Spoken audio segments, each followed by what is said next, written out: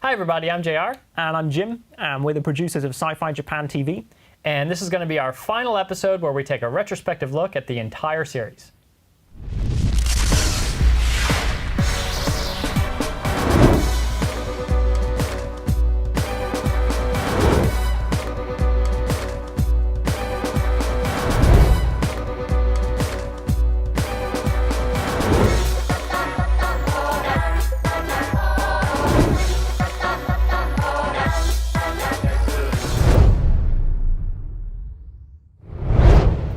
I mean, I think people don't really know that the very simple fact that all of SciFi Japan has been produced, shot, the questions written, and edited by Us.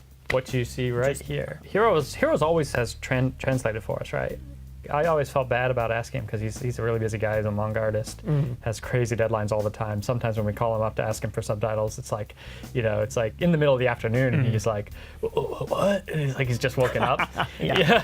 It's like 5 p.m. He's just woken up because he's like working all night or something.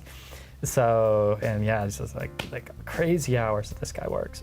But then he really, because he's a big Tokusatsu fan, he would always assure me, like, no, I want to go out on these shoots. I want to meet these guys. Yeah. So, he's like, otherwise I wouldn't have a chance.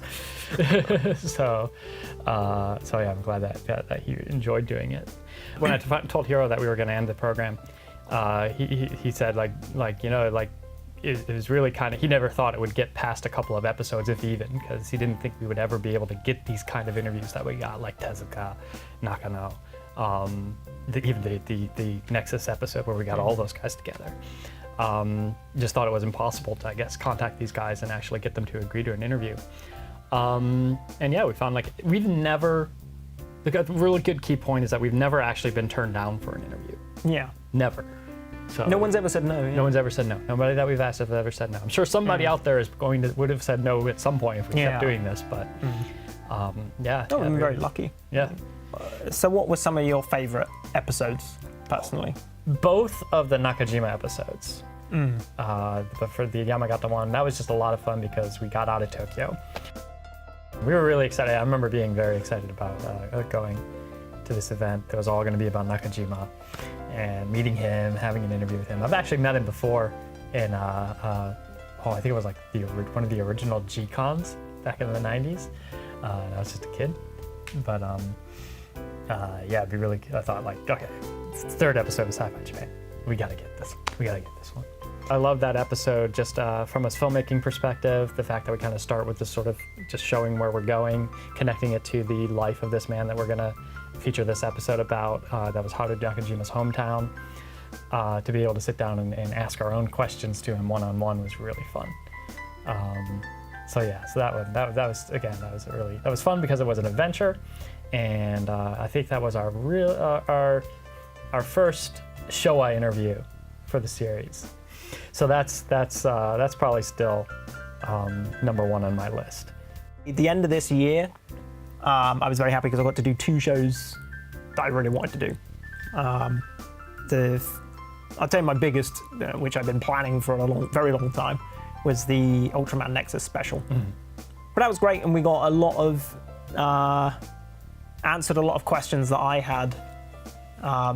Unfortunately, there's a lot of stuff we couldn't run. Yeah, and we can't I would assume we can't even talk about it now. Mostly in regard to how characters would have developed, and If it was a longer series, and how some of the storylines were originally supposed to develop. So it's a shame that stuff got cut. Yeah, there was some stuff that we had never heard before. Yeah. And I mean, I mean, for me to not hear about it before is one thing, but for you to have not known about it, that's like, whoa! It's like, seriously, like nobody's ever heard this before, and we can't tell anybody. Yeah, so that's so it's kind of a two-sided coin there, because I'm really glad that I got to learn all this new stuff, but it's also horrible that I have to like not tell anyone. It's like covering up something like Roswell.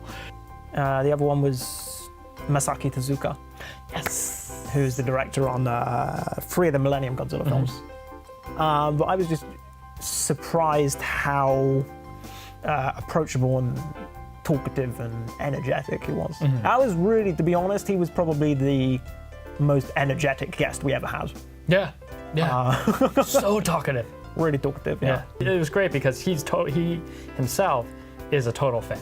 He loves Godzilla. That was apparent through that was one of the reasons why the interview was so much fun, is because you could feel the passion about the subject, especially his story about getting the Godzilla job for the first time before Megaguirus, faking to have to think about it. Another episode kind of similar to the Nexus episode for you is the last episode that we filmed, which was last episode that we released as well, which is the one-on-one interview with Nakano.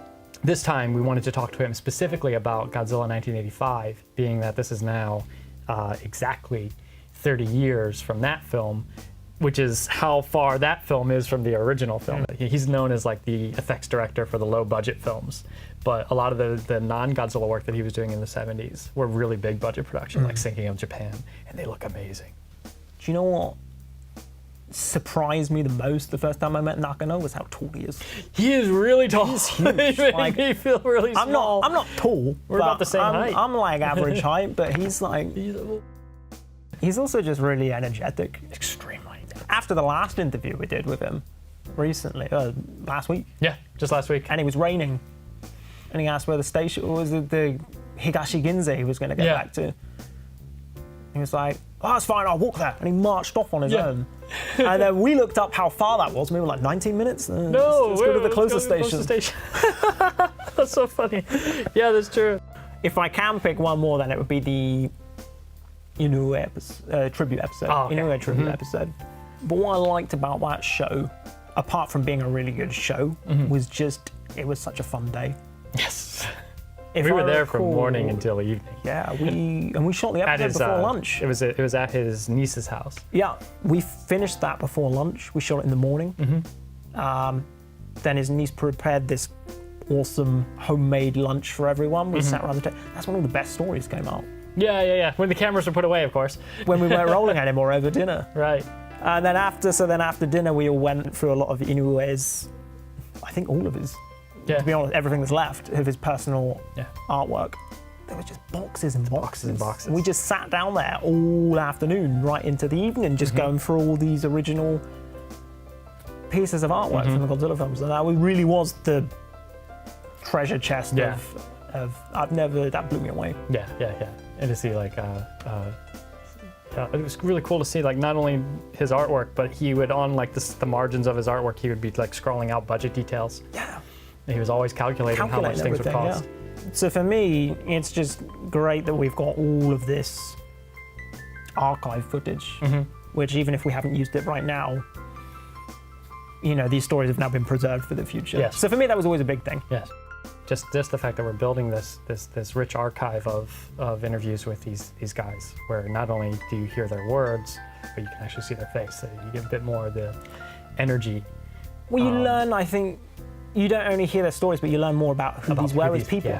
Yeah. Which I think is also You're able important. to immediately put a face to the name, and just, you know, like going back to the Inoue episode, I think one of the things that I love about that episode is just looking at these guys' faces as they're talking about this job, which they obviously loved. They're not just, you know, deadpan, you know, oh, well, I did this, and this. They're into it. You can tell they're thinking back of these very fond memories of what they of this job they used to do and never thought they'd really get so much recognition for.